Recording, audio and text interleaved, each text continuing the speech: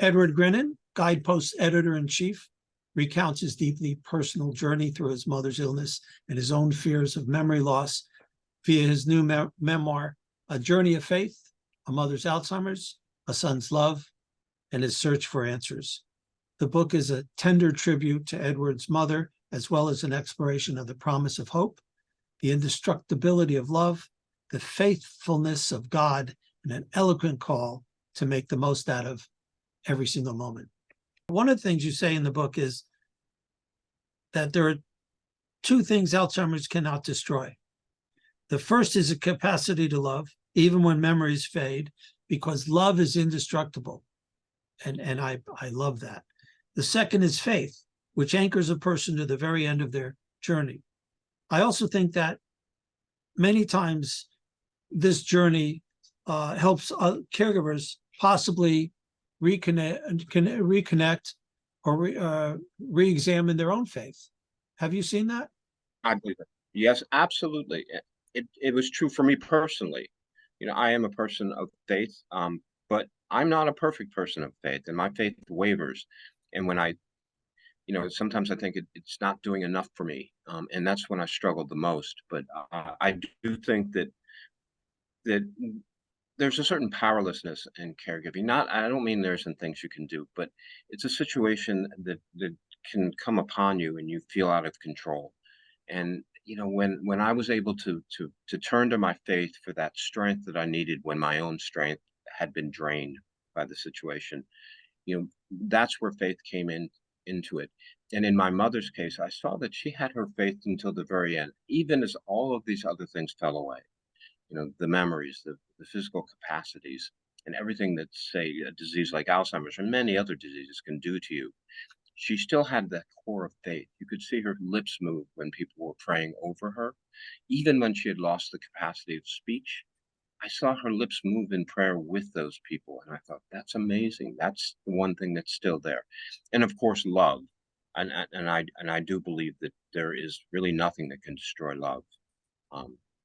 I agree with you. I'm always saying there are two things that at the very end of life you never let go of, and one is who loves you, and the other is who respects you, and the third, I guess now is faith, and I believe that.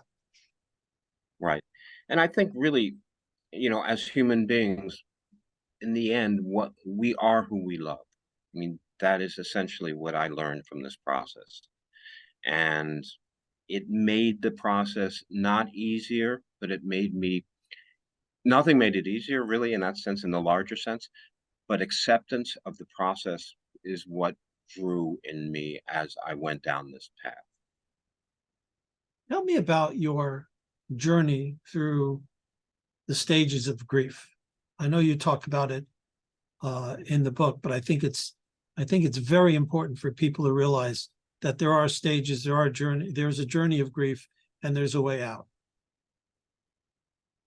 I think certain types of caregiving, particularly when you're giving care to someone whose life is going to be ending because of the condition they're in, that becomes a kind of process of grief.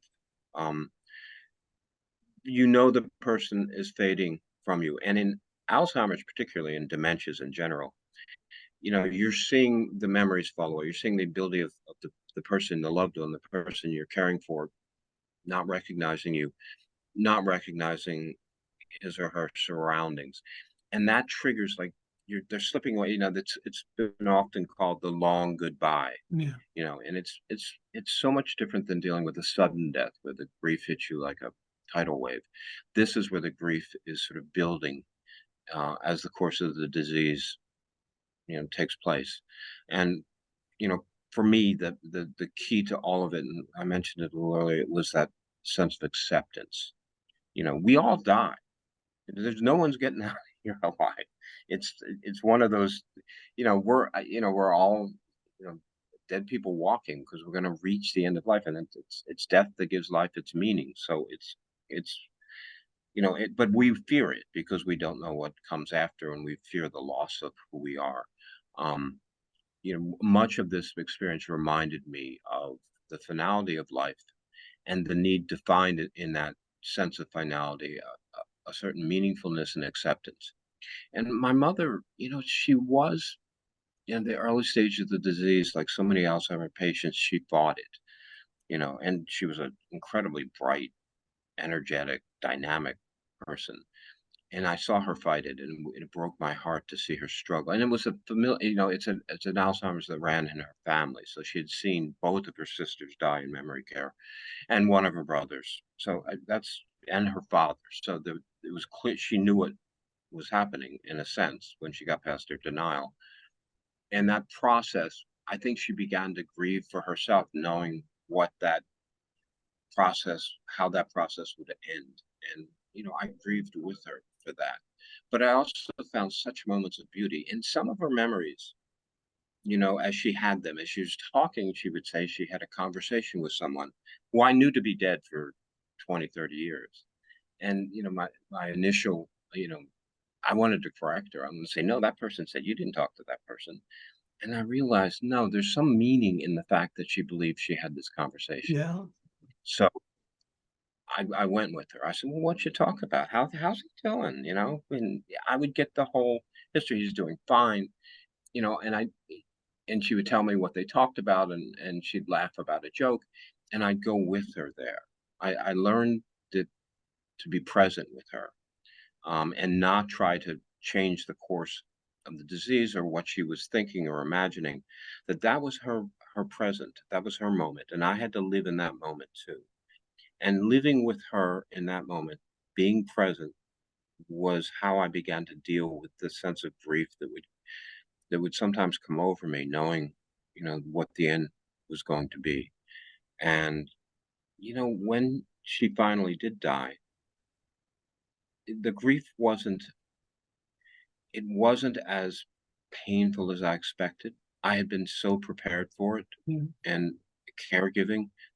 And I was a caregiver from a distance for most of this time, but the caregiving had so prepared me for that. Well, you already That I was, experienced a long series of losses.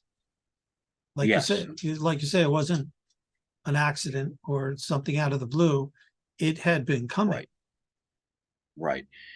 And that, it was funny because being a caregiver was a way to begin to process the grief when I pushed past, when I understood that this was a process that I had no control over. It wasn't going to change. No one's ever survived Alzheimer's. It just doesn't happen. And getting to that point of acceptance, even though the facts are staring you right in the face, accepting that was hard, I think, for any caregiver, certainly hard for me. But once I understood that this was a journey that was finite, but didn't have to be all pain. And as I said, it began to help me process grief. It was pre-grief. It was grief in stages. Right. And I had many down days and many times where I just felt exhausted and despondent. But they were usually towards the end, particularly overcome by days of, I wouldn't say hope, because there was no hope for a patient in that condition, but a sense that the journey was going to be complete and I could survive it. Yeah, no, that's an important point. And one of the things you were talking about is your mom having these conversations, and I think that's well stated, because we just hosted a series of Fearless Caregiver conferences around the country, and in one of them in Virginia, the professional on the panel said people with living with Alzheimer's don't do anything for no reason. There's a reason. There's a concept why your mom was talking to that particular person at that particular moment. Even wandering, they're not just running off, they're going I'm going to work they haven't been in 25 years, or They're searching. They're searching, they're living a life that we don't understand. So that is part of the long goodbye, is that person's still there. They look like them, but inside they're not them. And it's our job to be able to create that transparent bubble of care around them, so we keep them safe, but make them believe they're still in charge, because your mom would not have wanted to think she wasn't still the boss. So You know, absolutely. And you know, you remind me, I mean, I have so many like instances of this, but you know, the first time I visited my mom in her memory care unit, and we were very lucky to get her into a really wonderful facility. And she was, as I said, the first class because it was brand new. So she had a little room with a little sitting area. It was very nice. And when I came there, she had a quilt on the bed and she had the bed. And I said, "Oh, Mom, that's a nice bed." And she said, "Oh yeah, you know, Dad made it for me. You know, he's really good at woodworking." And I said, "The quilt's beautiful." And she said, "Oh yeah, Mom made that for me." Now, of course, they didn't. But my mother everything needed to have a story. You know, it wasn't right. just a and and I realized that those stories was what was just her, you know, putting her life together at this point in a very fractured way because of what was happening to her mind. But those stories that she told weren't just random neurons firing. They were her way of of anchoring herself. And I learned to respect and love those stories and ask her to tell me more of them. You know, and I learned a lot about my mom, even as her memory disintegrated. I learned as much about her then as I ever did. Oh, I think that's brilliant. A lot of people think, well, they're not them anymore, so what do they know? They know a lot, and what they're doing is trying to organize some, a process of what they believe reality to be. And our job is what Right, I just wrote in a column, Loving White Lies. I don't care if I'm lying to them as long as it's keeping them safe and happy and content, because I'm not lying to them in their world. I'm lying to them in right, our world. And the only thing that matters is what goes on in their world. right. And to really care for them in a loving way, you have to enter their world. You know, and I think I was like a lot of caregivers and I wanted to pull them back. Like, no, you're not talking to that person who you haven't seen in 100 years. And, Right. you know, you want to pull back and really what you have to do is and it takes a lot of courage and to step into that world and agree with it. My mother, when she met, you know, one of the early visits that I made to her, I was flying back and forth from New York to Michigan. And we can talk about the challenges of a long distance caregiver. I mean, I had siblings there in Michigan who were caring for my mother all the time. But anyway, one of the early times I came to her, you, you know, I was told that the director of the facility when I came in said, "Oh, your mom's, you know, with Pat. She's with Pat. Go, they're in the common area. Go see them." I go in there, and she is sitting with this lady of her age who was sort of impeccably dressed and had a pocketbook and was very put together. And they were talking about the past. And I sat down and, you know, my mom said, "This is Pat. And, you know, we went to high school together." And, you know, and Pat would say, "Yeah, but all the boys liked you." And they created this whole history that had been best friends all their lives. I love it. And it was so enriching for her at a time when I thought, "Oh, she's fading away. She's confused. She's frightened." But this friendship that they created, and it went on until my mother died. Pat was standing at the door of her room when she passed with her pocketbook and her impeccable little suits that she used to wear. You know, they were it it was a miracle in a way that they had that they built this relationship at a point where you thought, well, mom's never going to have a relationship with anybody again. And yet these two, she and her They friend invented Pat, it. they invented, and it was all about the story. They needed a story to sort of explain what they were going through. And the one thing I always was amazed by is Pat knew my mom had red hair in high school, and I'm trying to figure out how did she know that? You know, at what point did she find that out about my mom? So it Oh, was just, you know, I just found these moments in this caregiving journey and this faith journey that just blew me away and made me think there's so much more to it than simply the bodily needs of the patient. There's those emotional and spiritual needs. so, and we touched on a lot of these points, but if you wanted to synthesize what I would get when I go to a bookstore, if they still exist, I go to Amazon, I find the book, I open it. By the time I finish it, what in a nutshell, what do you want me to learn?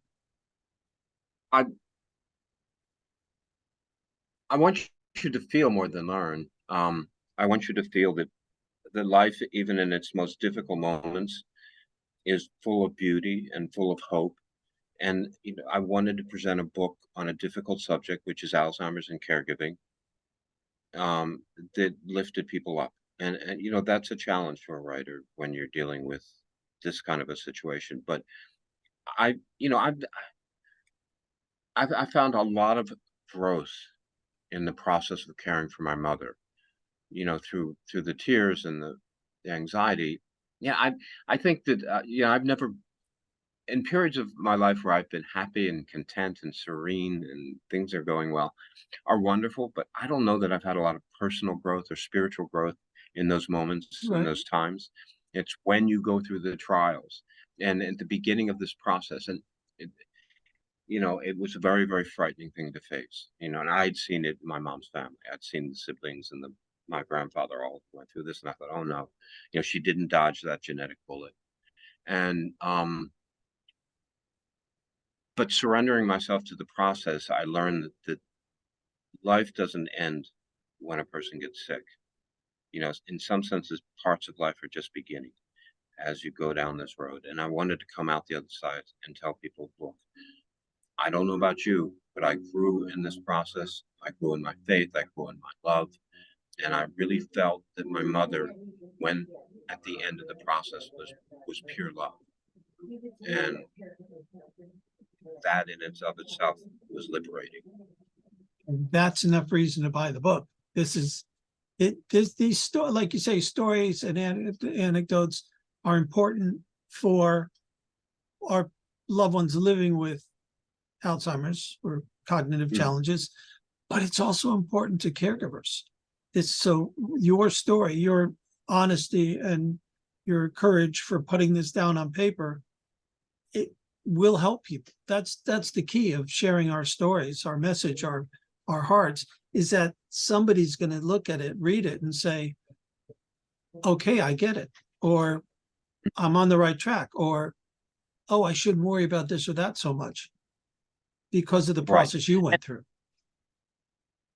Yes, and when you connect with someone either in a podcast or in a book, or that's when you know that you're not alone. I mean, Guidepost magazine, for all these years that we've been publishing stories, first person stories by people who've dealt with all sorts of problems, big and small. What we always hear from people is, that I could identify with that.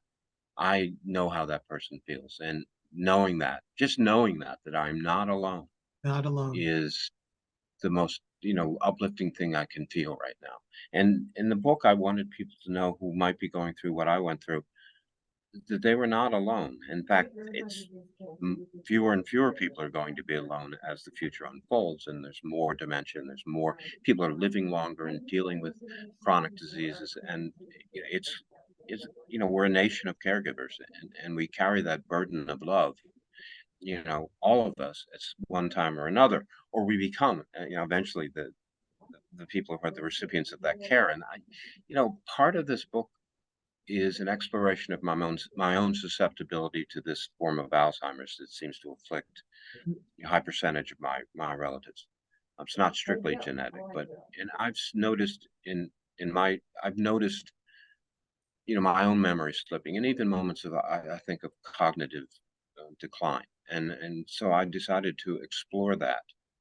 And inside, in part of the book is the chapters where I've talked to neurologists, have undergone testing, MRIs, and all sorts of cognitive testing. And there's some question there about whether or not. I mean, I remember, I think in one of the last chapters of the book, I give the diagnosis of a neurologist, and it says at the bottom of his diagnosis sheet, the diagnosis of Alzheimer's cannot be excluded at this point, which makes you think, okay, And so watching your family go through it, it probably wasn't as shocking or scary or, tumultuous as it would have been if you hadn't gone through this process. because this has been lurking in the back of my mind ever since my mother died of Alzheimer's, and her sisters and her father and her brother and everything else. There was that always that voice, that secret voice in the back of my mind saying, well, is it going to happen to you? are you going to be one of the ones who start to see? And we know, for instance, that the symptoms of Alzheimer's and of dementias often occur well before there's a clinical diagnosis.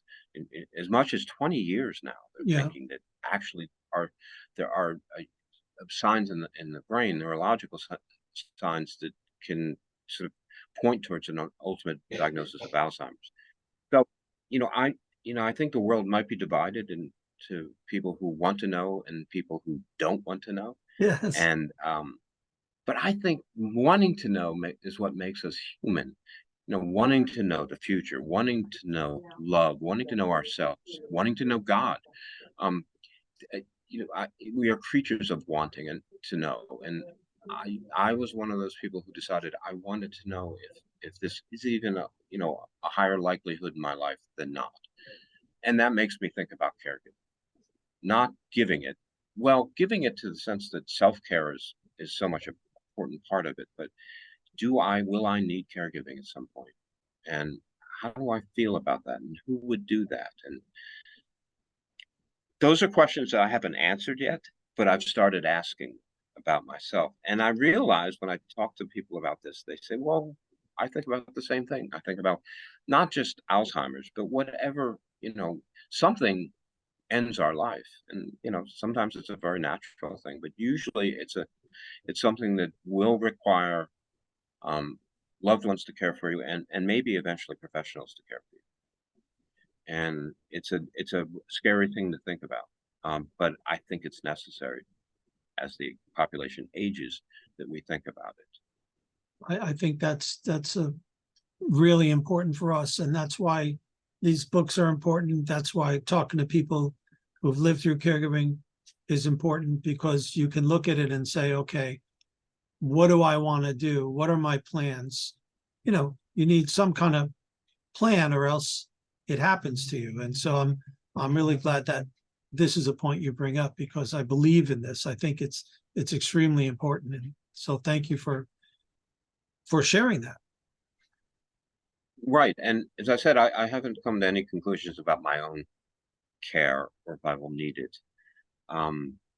But the very fact that at the end of this process, I'm thinking about it, and I didn't really think of it in concrete terms before I started this book, is I think another benefit of having gone through this and written about it. I think it is too.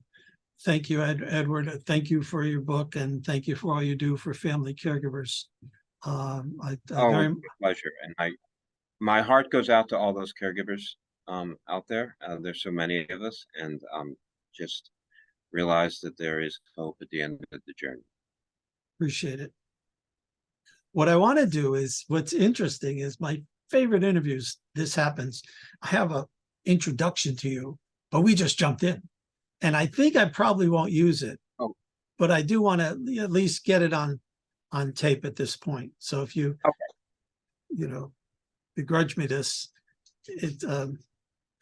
Edward Grinnan, Guideposts Editor-in-Chief, recounts his deeply personal journey through his mother's illness and his own fears of memory loss via his new memoir, A Journey of Faith, A Mother's Alzheimer's, A Son's Love, and His Search for Answers.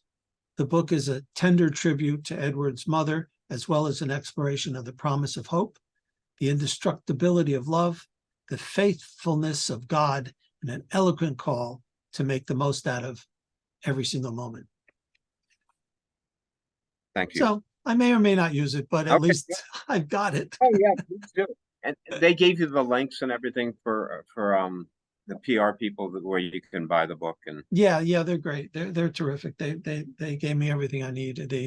The cover of the book, and so we'll edit this together and get it up on the site, and I'll send it to your PR person, right. and then hopefully you like it. I'm sure I will. I mean, I've very much enjoyed talking to you, Gary, and this is such an important topic. And Guidepost Magazine has done a lot. We've done whole sections of the magazine on caregiving, and Good. we've partnered with the Alzheimer's Association and other groups on caregiving, and we've had a lot of their spokespeople in the magazine giving personal stories and also good advice. So this is something we want to be part of. I appreciate it. Thank you again. Have a great All right. Rest of your Take care. fantastic looking afternoon.